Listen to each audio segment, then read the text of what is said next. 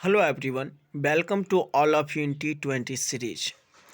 आज हम लोग कक्षा 12th के जीव विज्ञान के चैप्टर नंबर 7 विकास, जिसे इवोल्यूशन कहते हैं, उसके ऑब्जेक्टिव क्वेश्चन को डिस्कशन करने वाले हैं।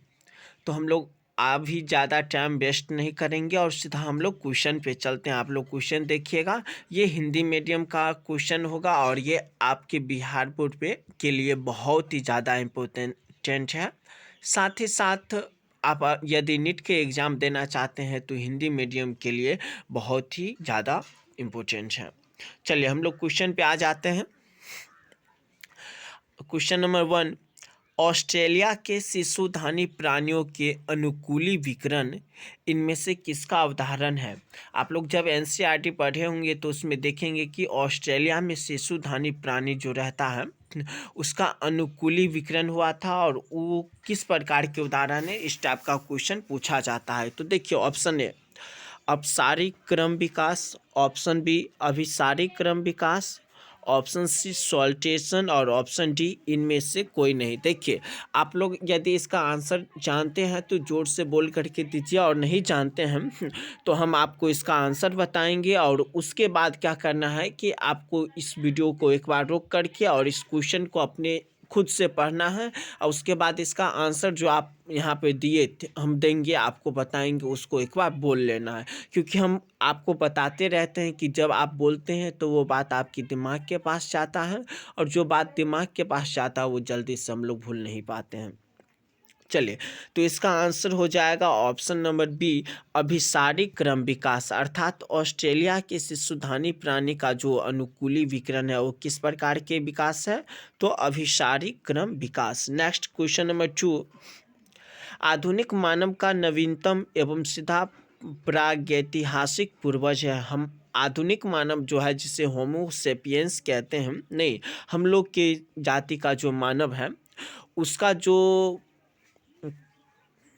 नवीनतम पूर्वज थे वो कौन थे? नहीं, हमारे जो पूर्वज थे जो हमसे बहुत ज़्यादा मिले जुले होते थे वो कौन थे? Option A Cro-Magnon, option B नीडरथल, सी नेदरथल और डी इनमें से कोई नहीं। तो इसका आंसर हो जाएगा क्रोमैग्नान। कौन थे हमारे आधुनिक पूर्वज? तो क्रोमैग्नान। ये नीट का प्रीवियस ईयर का क्वेश्चन है।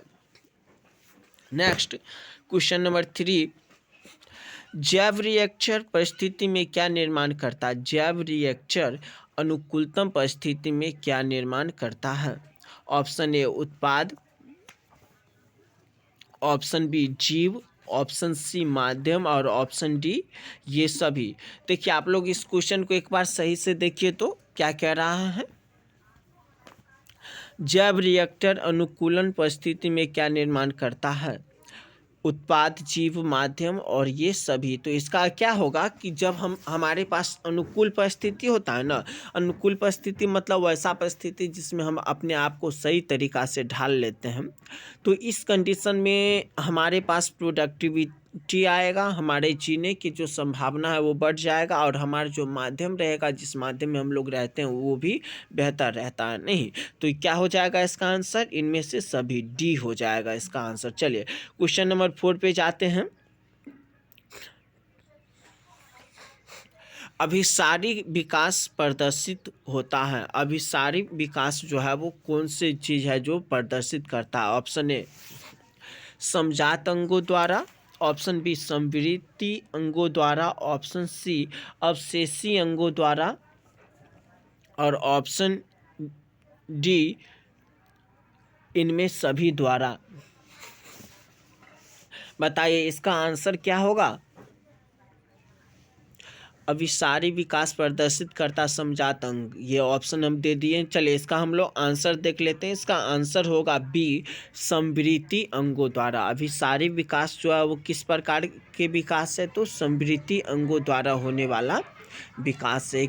कौन से अंगों द्वारा होने वाले? तो संवृत्ति अंगों द्वारा होने वाले विकास है। ये इस प्रकार के जो क्वेश्चन है वो नीट 2018 में पूछा गया है। चलिए नेक्स्ट क्वेश्चन देख लेते हैं। क्वेश्चन नंबर 5, ड्रायोपिथिकस इनमें से किसके अधिक समान थे? ड्रायोपिथिकस किसके अधिक समान थे? ए एप के, बी गोरिल्ला के, सी चिंपैंजी के और डी मनुष्य के। बताइए क्या होगा क्वेश्चन नंबर 5 का आंसर? क्वेश्चन नंबर 5 का आंसर होगा ए एप के। क्वेश्चन नंबर 6, विकास की विलुप्त करी है। Option A pheretima, option B limulus, option C peripatus और ऑप्शन डी आर्कियोप्टेरिक्स। इसका आंसर हो जाएगा option D archaeopteryx. Next question number 7 देखिए, अभी गाड़ी यहाँ पे आ चुकी है, वीडियो को हम रोक भी नहीं सकते हैं और उसे भेज भी नहीं सकते हैं, तो इसलिए थोड़ा सा प्रॉब्लम हो रहा है, इसलिए हम सोच रहे हैं कि जल्दी से क्या कर दे, क्वेश्चन को सॉल्व कर दे। नेक्स्ट क्वेश्चन नंबर 7, हार्डी-विन वर्ग का नियम व्याख्या करता है। ये भी क्वेश्चन प्रीवियस ईयर का क्वेश्चन है। हार्डी-विन वर्ग नियम जो है वो किसके व्याख्या करता है? ए गुणसूत्री विपथन की, बी आनुवांशिक अवपतन की, सी आनुवांशिक साम्यावस्था की और डी इनमें सभी। तो हार्डी-विन वर्ग जो इक्विलिब्रियम है, हार्डी-विन वर्ग का जो नियम है वो आनुवांशिक साम्यावस्था को क्या करती है? तो व्याख्या करती है।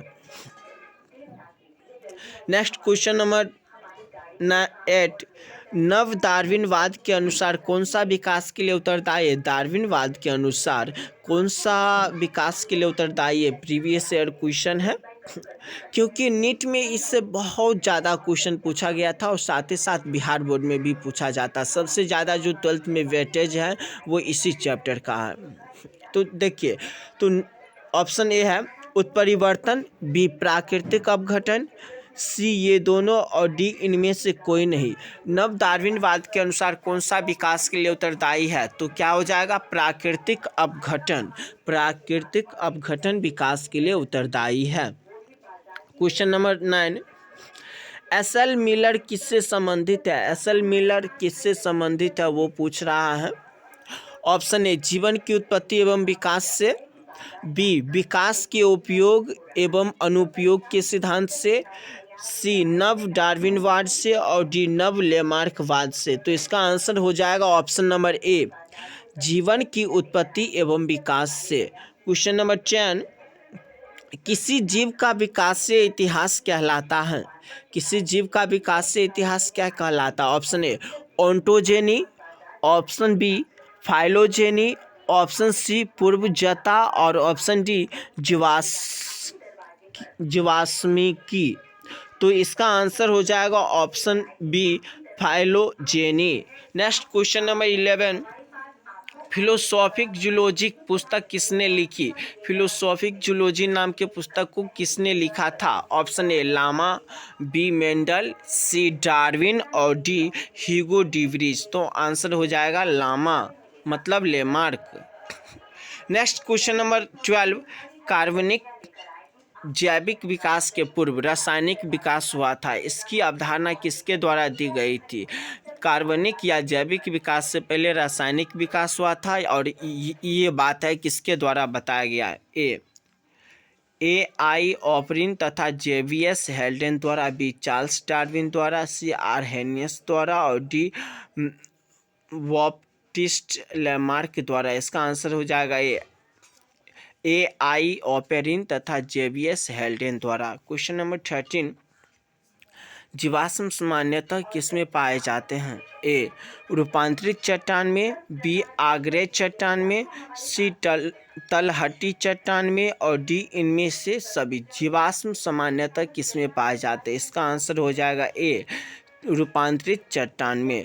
क्वेश्चन नंबर 12, पेंजिनवाद सिद्धांत प्रस्तुत किया। पेंजिनवाद के सिद्धांत को किसने दिया था? ए डार्विन, बी लेमार्क, सी बीजमान और डी ब्रिज। तो आंसर हो जाएगा ए इसका डार्विन। पेंजिनवाद सिद्धांत प्रस्तुत किसने किया था? तो डार्विन ने किया था। क्वेश्चन नंबर 15, निम्नलिखित में संयोजनकारी है। संयोजनकारी कौन है? ये भी प्रीवियस ईयर का क्वेश्चन है नीट का और बिहार बोर्ड में भी पूछा गया है, तो आप इसे भी कर लीजिएगा। बहुत अच्छा से मतलब याद रहना ही चाहिए ये क्वेश्चन।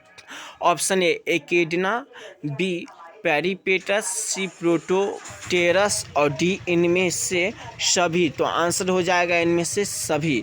संयोजक कड़ी जो दो चीज़ों को जोड़ने के काम करता है उसे हम लोग संयोजक कड़ी कहते हैं, जैसे एकिडना, पेरिपेटस और प्रोटोप्टेरस।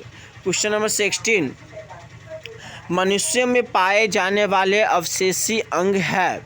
ए कर्णपेशियाँ, बी उदर पेशियाँ, सी खोपड़ी की पेशियाँ और डी इनमें सभी। तो क्या हो जाएगा? इनमें सभी।